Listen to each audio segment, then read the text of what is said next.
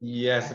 Okay. So, 안녕하세요. 저는 사람사랑유학원 대표 이선오라고 하고요. 여기 나와 계신 분은 스트래스클라이드의 그 파머시의 헤드를 맡고 계시는 닥터 가잘라 아크람이라는 분이십니다. 그래서 굉장히 어려운 시간을 마련했거든요. 그래서 이번에 유카스 지원할 때 스트래스클라이드를 꼭 좀 생각을 좀 해보시라는 의미로 좀 이 시간을 마련했습니다.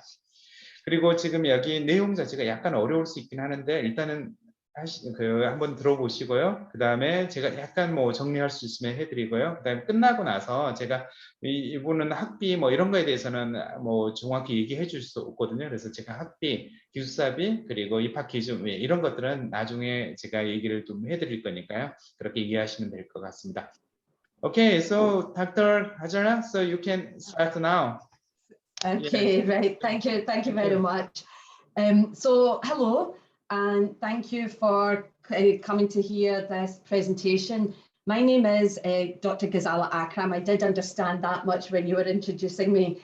I am a pharmacist by profession. I've qualified a long time ago, and I work at the University of Strathcldye and the School of Pharmacy. So I am intimately involved in the delivery of the pharmacy degree, but I also work part of the time in the NHS as a pharmacist. So I'm going to just tell you about the pharmacy degree that we have at the University of Strathclyde, which is in the wonderful city of Glasgow in Scotland.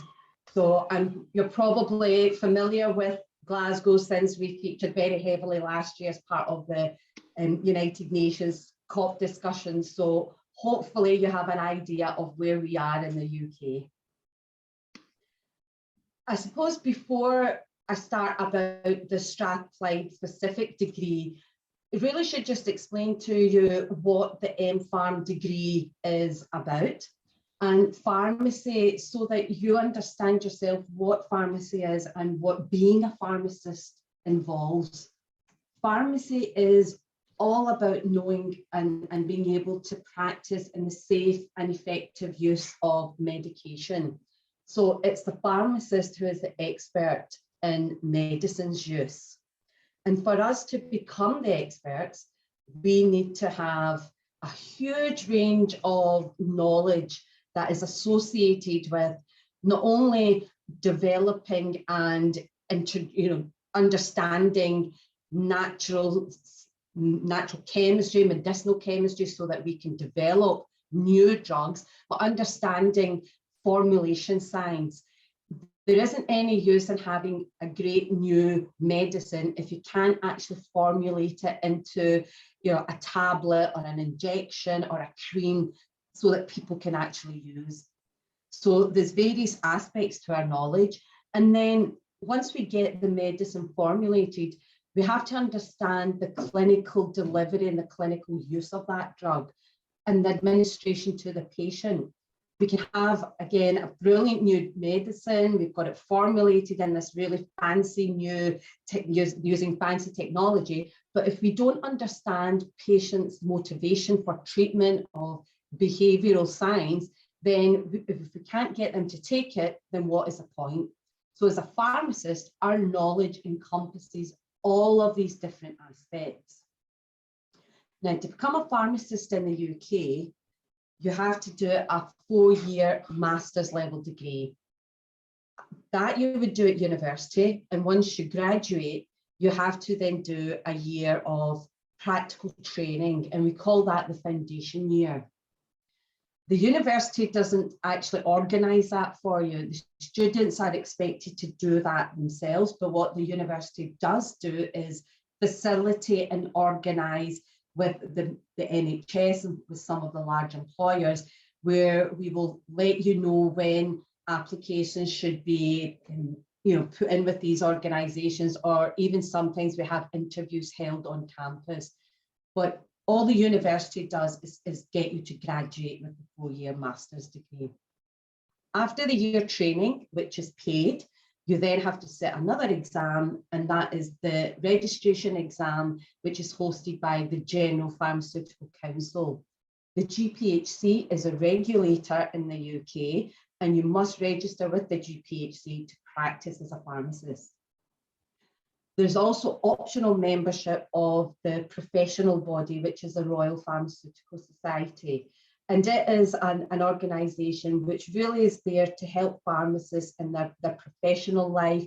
It's optional, but it's very, very useful to be a member of the RPS. So once you're qualified and you're working, you've got a variety of different roles that you can choose. Most of our graduates end up working in community pharmacy, and that's the pharmacy that is in what we call primary care. That's generally where people get their prescriptions dispensed. That's where you would go for over-the-counter supply of medicine for minor ailments. And that's where a lot of the health promotion aspects of healthcare are delivered. If you want to specialise, then people will go into hospital pharmacy, and that's where you're working in acute inpatient situation, or you might be working in specialist services, for example, cytotoxic or sterile medicines. I myself am a psychiatric pharmacist, so I work in inpatient care in mental health. Another role increasingly common in the UK is what is called primary care pharmacy. And this is where pharmacists are working with general practitioners in the health centres, less so to do with dispensing of medication or the supply of medication.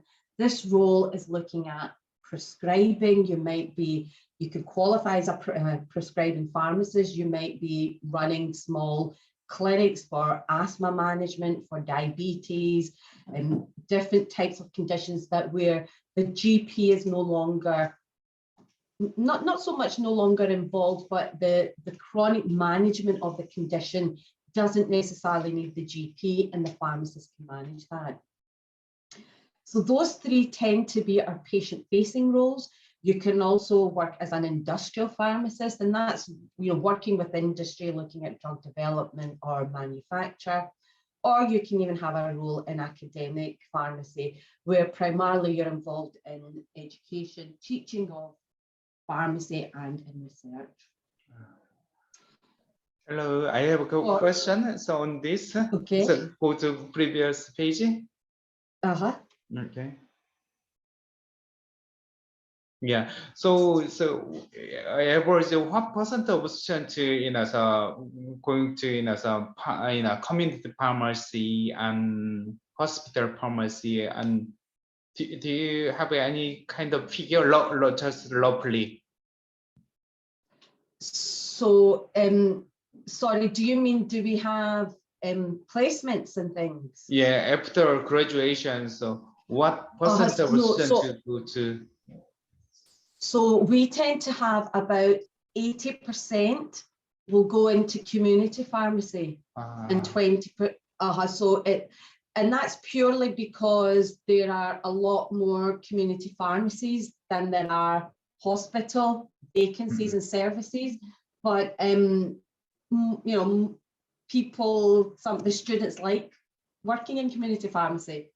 So, but the degree itself doesn't discriminate. The degree itself is a MPharm degree, and from that it lets you apply to work in any area. So once you're qualified, you can apply, and depending on how you perform an interview, you'll be successful or not. Yeah. Okay, so how about after MPharm is do many students take PhD, or so? I think that I'm also mainly they take pre-registration. So sorry. So you don't need a PhD or anything for the foundation year. You graduate. You have to apply for the foundation year. You have to do that. You sit the exam at the end of that, and then you're free to register. Yeah, to be a pharmacist there. Yes, to be a pharmacist. And then you can apply to work in the NHS and community. And if you want to take further qualifications while you're in the job, so people might do a master's in clinical pharmacy and pharmacy practice, they can do that after graduation, depending on where they choose to work. Yeah. So I so just wondered so whether it's what percent of students so choose so different way, such as not taking so pre-registration placements some in exams. Some students take might further study after MPharm. Okay. Do you have a student like this? Yeah. Yeah, but if you do that, you can't practice in the UK.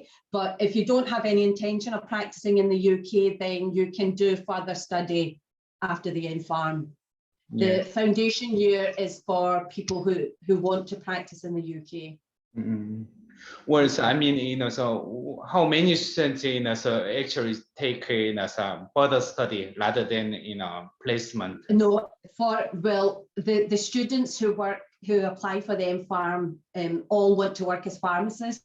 So we have almost 0 students after the MPharm will come back for another degree, because for them it's important to do the foundation year so they can get on the register. Some students might come back after working for 2 or 3 years, but there isn't really any point in doing the MPharm degree if you're not going to work as a pharmacist. If you're interested in pharmacology or bioscience, then you should do an undergraduate degree in those subjects. The MPharm degree is a specific route to practicing as a pharmacist. Okay. 지금 물어보는 이유가 일단 MPharm을 끝나고 나서 바로 이제 further study라든지 이런 걸 하는 사람들이 있는지 없는지 왜 이런 문의가 많이 있어서 제가 대신 물어봤거든요. 그래서 지금 말씀하시는 것은 거의 100% 모두 다 플레이스먼트를 하고 그다음에 시험이 그죠? 시험 프리 레지스트레이션 시험을 보고 나서 그다음에 공부를 더 한다든지 취업을 한다든지 왜 이런다는 거예요. 그래서 MPharm을 마치고 바로 뭐 PhD라든지 공부를 하거나 그런 사람들은 거의 없다라고 말씀하시네요. 네, thank you very much. So, okay, shall I continue? Yeah. Okay. So this is what our students, what we're looking for is if you're applying through UCAS, and we expect you to have very high, good grades in chemistry, mathematics, biology, and English. Because this is a very kind of scientific degree where you need to understand the basic biology, the chemistry of the medicines, understanding mathematics is important because, believe it or not, the kidneys actually use logarithmic functioning for release of, for excretion of drugs. So, it's important that you understand these fundamentals. So we're very competitive, and we do really take students who have these subjects, high marks for these subjects at the first attempt. We also would like you to apply through UCAS or through the agent, but I'm sure you know that process. So one of the things we want to just make clear is that the degree itself is 4 years. You come into first year, but because of the system of how university degrees are formatted in Scotland, you are coming into what is effectively second year of an undergraduate degree. But please don't get confused about that. All you need to understand is that it's a 4-year degree, and you will be coming into first year. You do 4 years, but just for the administration at the university, we refer to it as year 2. Okay, but you would be doing 4 years. It's a master's degree, so it is a lot more academically challenging than a normal bachelor's degree, an honours bachelor's degree, which would be delivered in 4 years. It is important to realise that if you fail or do not pass and graduate, we will be able to identify this at the end of the 3rd year, and then you are strongly encouraged to not continue on the M.Pharm and change over to one of the other biomedical science degrees. And that is purely for your own benefit, because if you fail the M.Pharm, then you can't practice as a pharmacist, you can't do, you can't apply for foundation training, and we wouldn't want you to sort of waste your time. So that's why we strongly encourage you to change over. But I do appreciate that if you're a student from overseas and you have no intention of ever practicing in the UK, then it might be to your benefit to complete the M.Pharm. But these are all situations that can be dealt with once you're on the programme. The other thing that I should just make clear, that because you are potentially coming into contact with vulnerable people, so as part of your degree you will be on placement in community pharmacy, in primary care, in hospital wards, that you could be coming into contact with children and elderly, what are known as the vulnerable group, that you are expected to make disclosure of any criminal activities, or if there is anything outstanding on your character. Okay, so these are all things that we would work with the agent to show that you're a person of good standing. I have a question. So, well, okay. how many? Go back to the slide. Yeah. How many? Sorry. So can you repeat? Can you go back to the slide? Okay. Previous page. Yeah. Previous to this? Yeah. This one. How about the completion next page? Yeah. Next page. Okay. How many students complete the Completed, degree? yeah, on PAM successfully. We have very high. We're looking at 96-97% of the cohort that started in first year.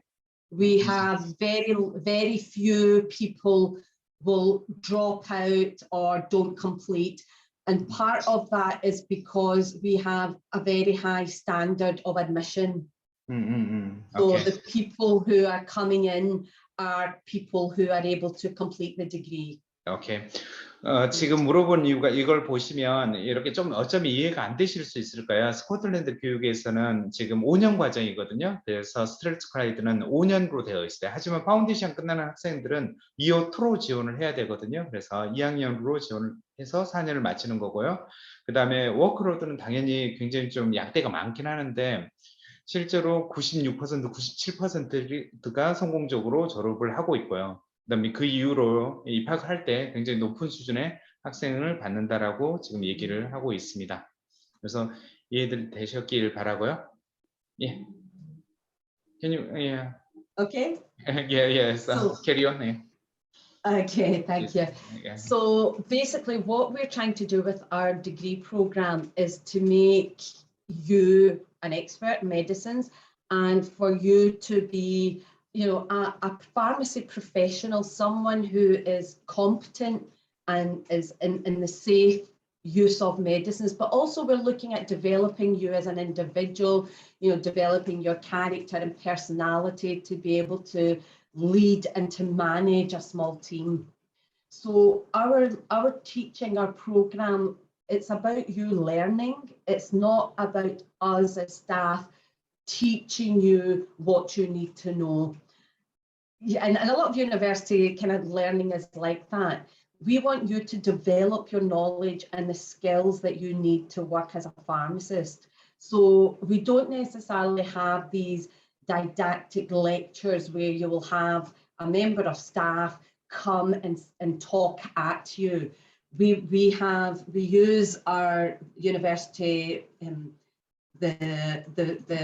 the visual kind of teaching space, where we will post reading questions, situations. We get the students to come prepared, and we use what is a problem-based learning approach.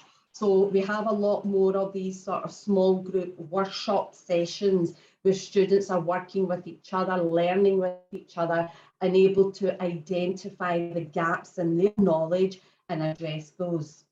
We also have what's called a spiral curriculum.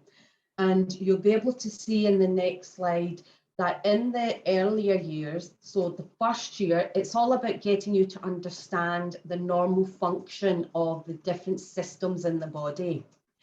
It is only by understanding how the body works when it is functioning normally and when it's healthy that you're then able to understand what to do when things start to go wrong.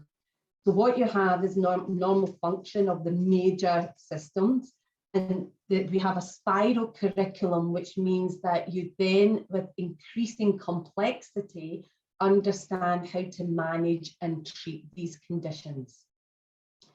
At the same time, we have these being a pharmacist classes, and these are what we call the doing classes. These are the knowledge classes where you know and you understand about how the body works, how the kidneys work, how the different medicines work. But the being a pharmacist classes are where you use that and you apply. So you might have, maybe in the first year, you might have a workshop where you're trying to understand how to communicate with a patient, different counselling skills. Maybe in year 3, you might then be looking at how to communicate with someone, telling someone that they have high blood pressure and they have a new treatment, how to take that medicine, how to manage the side effects. And this is all going up in complexity, so that in the final year, you have a whole semester that you spend devoted to your research project. Students can choose which area they want to do their research project in. And you also have in the second semester another class, which is the advanced clinical practice. And this is where you're taking all the knowledge from the previous years and learning how to deal with a patient who has high blood pressure, who has diabetes, who's recently become asthmatic, and they don't, and they now have COVID. So it's about understanding how to deal with people in real life. We have a variety of assessments. We don't really have these 3-hour end of term exams where, frankly, everybody is exhausted and it's not really understanding the students' perception and knowledge. All those exams are really doing is learning how well a student can memorize. So we use case-based answer questions. We ask students to write reports, not essays. We use what are called reflective diaries, and that's because within healthcare, increasingly practitioners, professionals are expected to reflect on their practice and to improve on that. Part of the GPHC regulations for pharmacists for their annual recreditation on the register, we need to show that we are reflecting and constantly learning. So that is why we have this component embedded in the MPharm.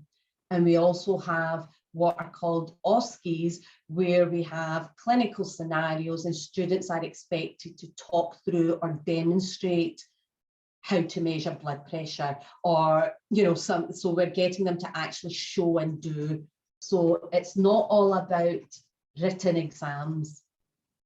We have a very quick turnaround of feedback for marks, and we do that because we think it's important for students learning. If you have submitted a report, then it's very important that you know how you've performed in that, because if you've done badly, then you can improve your learning and address that for subsequent assessments. So we have quite a rapid turnaround, and we have quality assurance where all the marking is anonymous, but it is never one staff member who would do the marking. The marking, you have one member of staff, which is then quality assured by a different member of staff to see if they would give it the same marks, if there's anything perhaps untoward with the marking, or so as students, we try to make it very fair and equitable. Some of the assessments have what we call red flags, And these are basically situations that you have, it tends to be where you've made a very important, drastic mistake. So you've either calculated the dosage and you know, potentially killed someone, or you've made a decision which is unsafe. And these sorts of questions or situations are embedded in our assessment strategy. And if you were to get one of those wrong, as staff members, we know that we really need to identify that with you and get you to understand why that has happened and for it not to happen again. We also have really good facilities at the university. We have our own mock dispensary.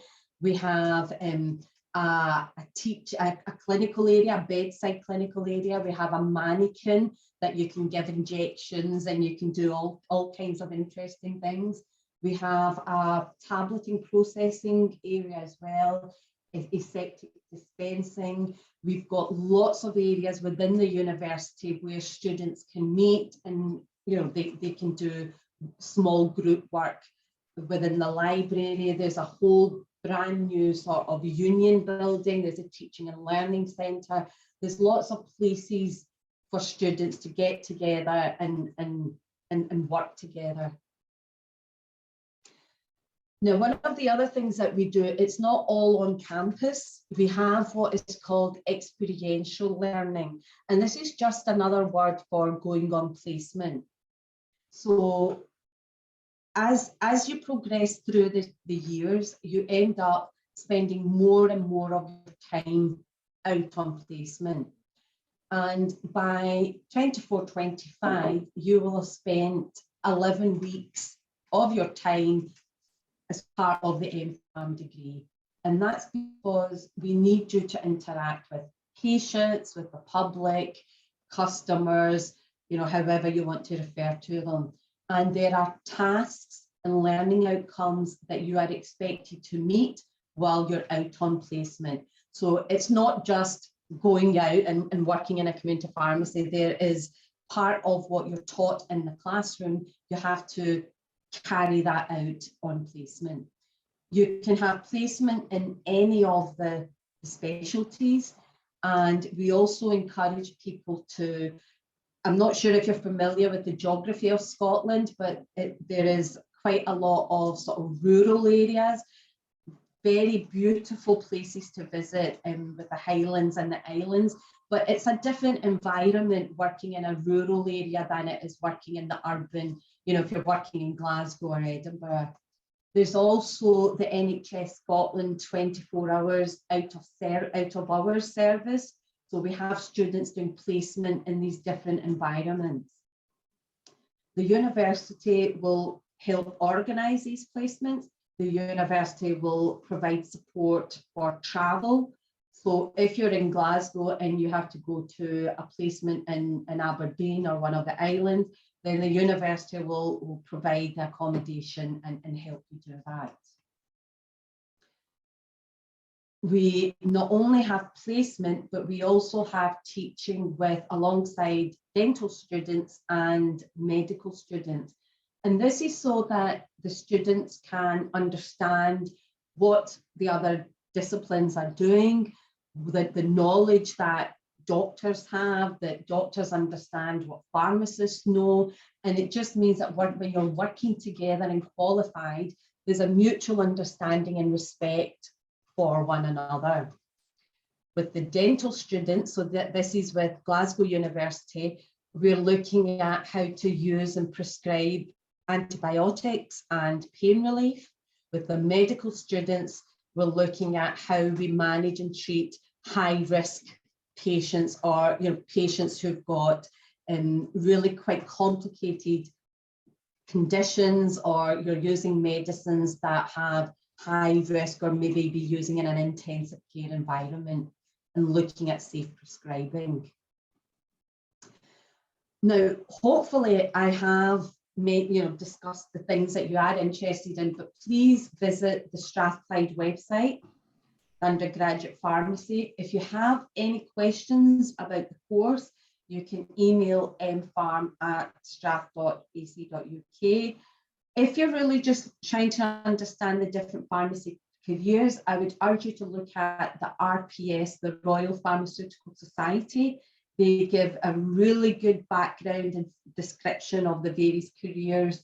And there's also the NHS website as well, which gives you some background as to the role of the pharmacist within the NHS.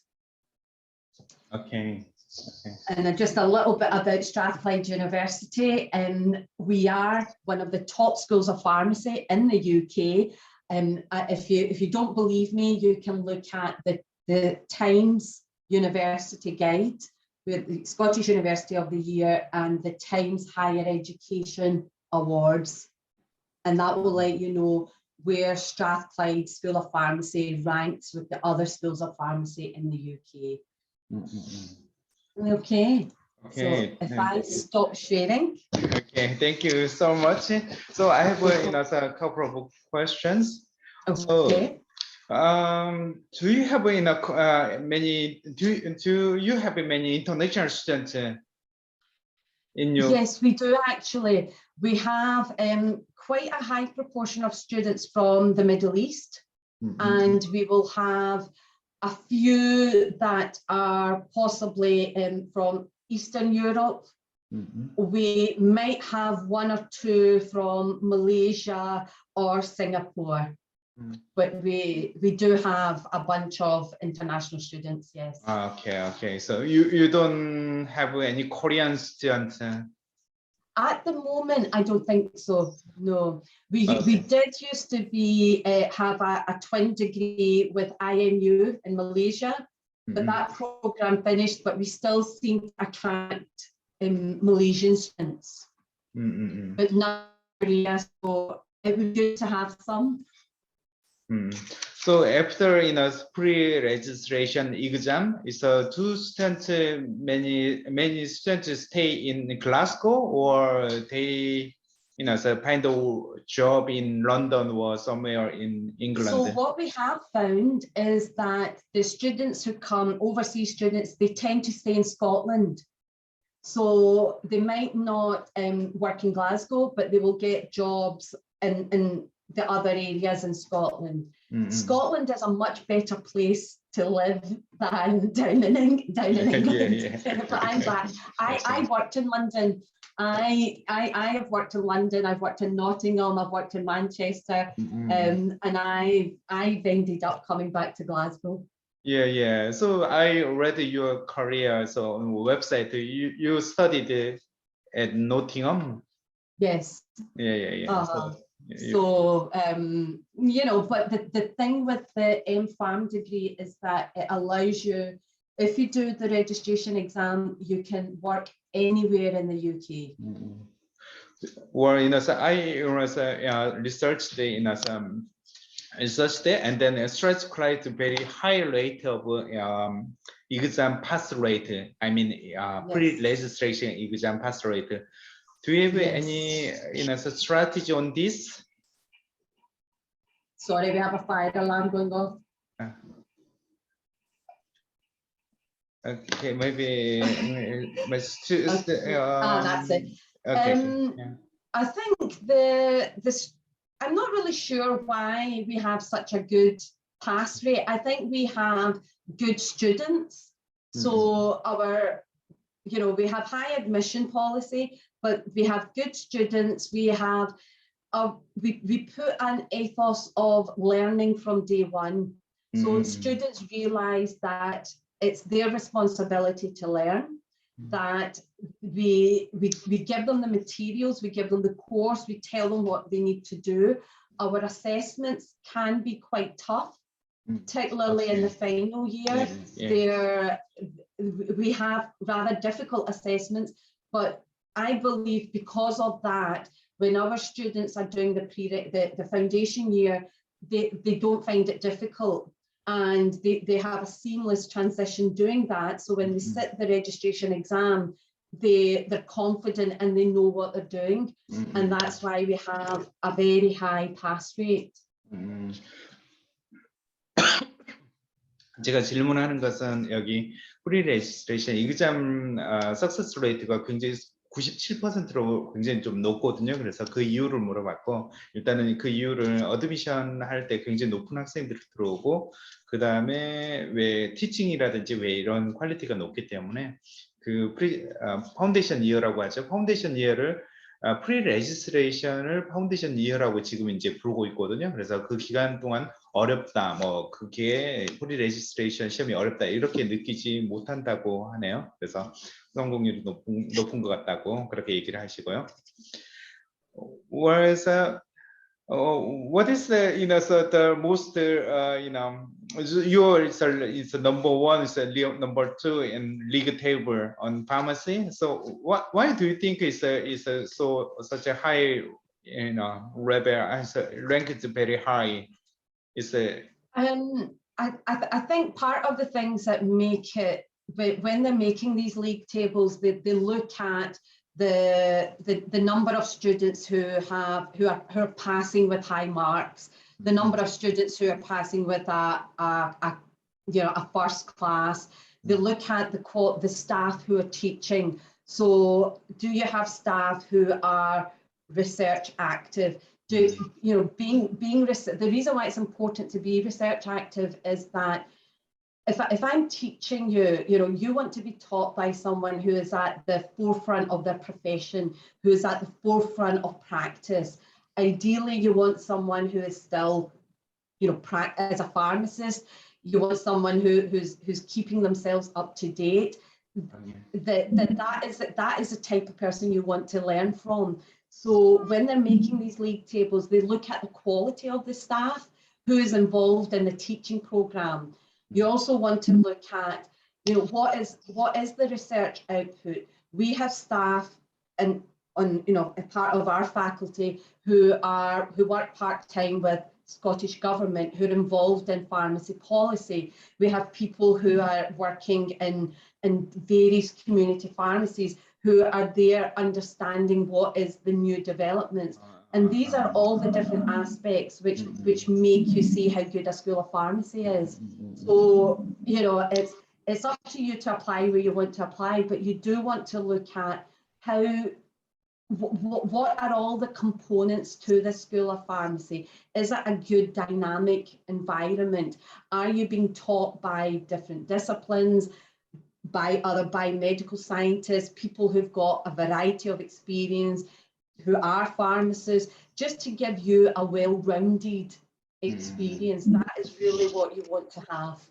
그래서 지금 왜 넘버원인지, 왜 그 가장 높은 리그 테이블에 있는지, 왜 이 부분을 물어봤거든요. 그래서 여러 가지 좀 얘기를 하고 있어요. 그래서 일단은 영국에서 졸업을 하면 퍼스트 그레이드, 그 어퍼 세컨 뭐 이런 식으로 졸업을 하는데, 퍼스트 그레이드로 졸업하는 학생 수가 굉장히 좀 많고, 당연히 그죠, 티칭 퀄리티 왜 이렇게 높고, 그다음에 리서치 퀄리티 왜 이런 걸 보고 하거든요. 그리고 무엇보다도 실제로 뭐 이론적인 부분도 있지만 프랙티컬 레슨 왜 이런 부분들을 해서 실제로 이제 그 환경에서 쓸 수 있는, 사용할 수 있는, 그다음에 시험에 통과할 수 있는 왜 이런 것들을 학기 중에 배우고 있어서 왜 이런 얘기를 하고, 그다음에 특히 이제 이 프로그램이 많은 경험을 할 수 있는 그런 프로그램으로 구성이 되어 있다고 하고 있습니다.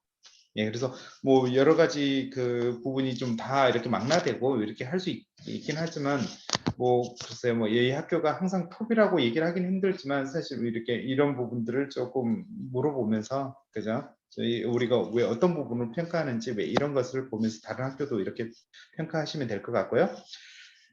Whereas really, I think it's a really last question. So, my student is now ready to apply, through UCAS, and then they are nervous about interview.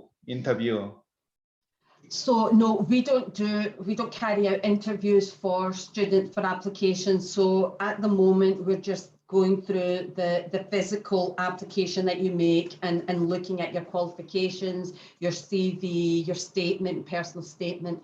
At the moment, we're not interviewing, but that might change in the future. Oh, but for really?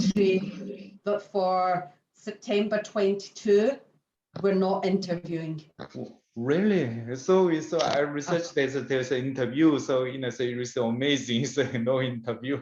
So as far as I know, through UCAS, if you're applying through UCAS, we don't interview. But what some people, I don't know, maybe some agents and specific, they might interview their applications before they put them through UCAS, but we don't interview. Oh, really?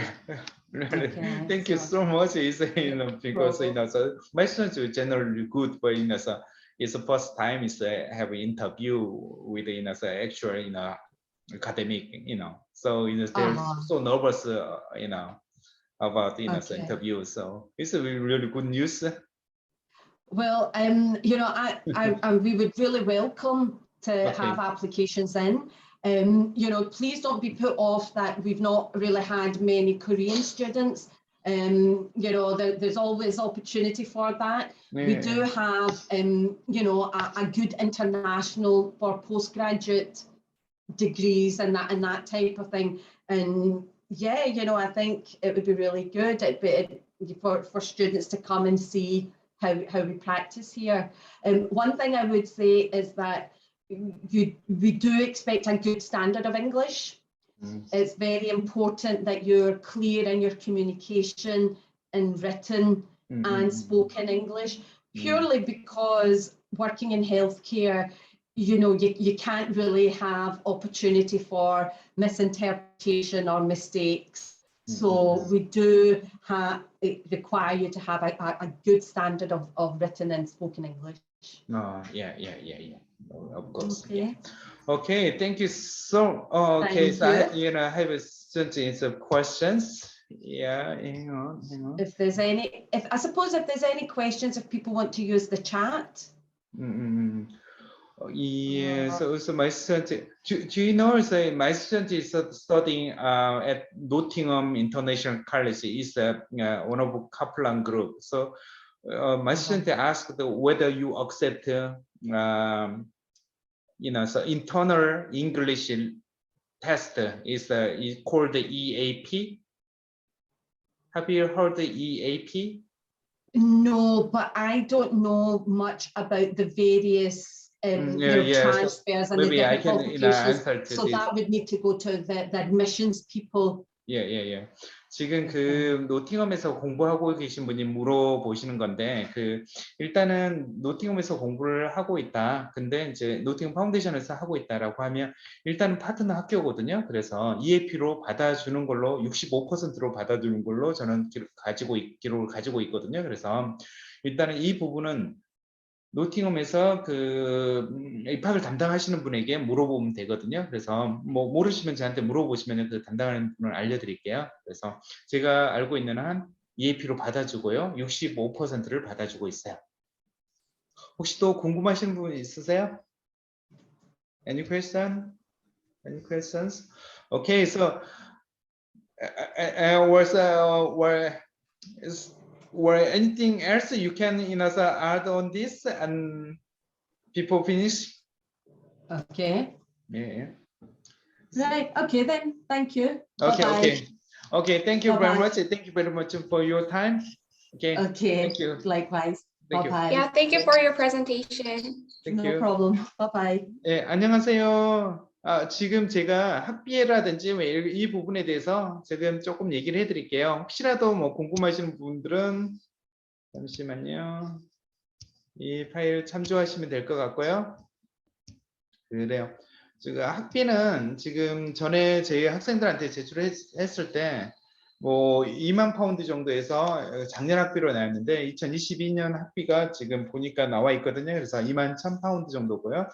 그리고 3,400만 원 정도고 기숙사가 굉장히 좀 저렴해요. 그래서 1년 39주 기준이거든요. 그래서 수업하는 동안 그래서 650만 원에서 890만 원 정도고요. 그러니까 4,000 파운드에서 5,499파운드가 제일 좀 비싼 기숙사거든요. 그래서 기숙사비는 굉장히 좀 저렴하고요. 그 다음에 엔트리 리퀘어먼트 적어놨는데 일단은 웹사이트 상에서는 인터뷰가 필요한 걸로 얘기했는데 저도 사실은 인터뷰가 필요 없다는 소식을 듣고 굉장히 좀 놀랐거든요. 그래서 인터뷰가 없는 학교 이번에는 인터뷰를 하지 않는다고 하니까요. 참조하시면 될 것 같고요. 그 다음에 IELTS는 6.5에 모든 요소 6을 필요하고요. 1레벨은 AAB 그리고 IB는 34점을 요구합니다. 그리고 아까 그 질문하신 분이 계시는데 만약에 노팅엄 파운데이션을 하고 있다라고 하면 65%는 EAP로 받아주고 있으니까요. 참조하시면 될 것 같습니다. 그래 오늘 이렇게 좀 준비를 해봤는데 어떻게 많이 도움이 되셨는지 모르겠어요. 그래서 그 궁금하신 부분은 언제든지 좀 저한테 문의해 주시고요. 그리고 이 영상은 바로 또 업로드 해 드릴 테니까요. 이렇게 참조하시면 될 것 같습니다. 그러면 오늘 참여해 주셔서 감사합니다. 마치겠습니다. 감사합니다. 감사합니다. 감사합니다.